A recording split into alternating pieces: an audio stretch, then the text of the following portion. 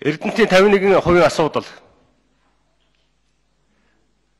Тэр Жастин Батгуугийн Санжин баярын засгийн газрын баталгаатай авсан зээл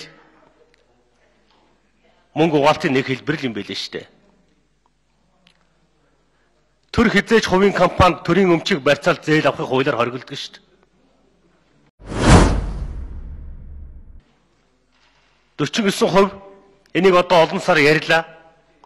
27 настай хүүхдийн данс руу 400 сая доллар нэг банкнаас 2 өдрийн дотор орсон мөнгө угаалтын хэлбэр л байлаа шүү дээ.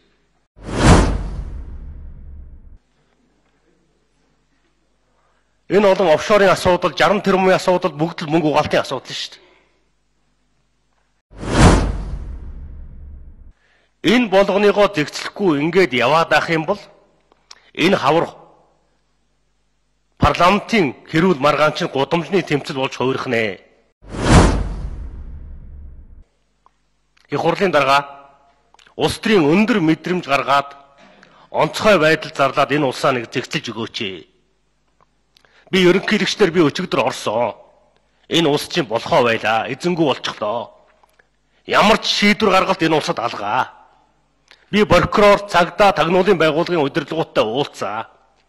Ажил явахгүй байна.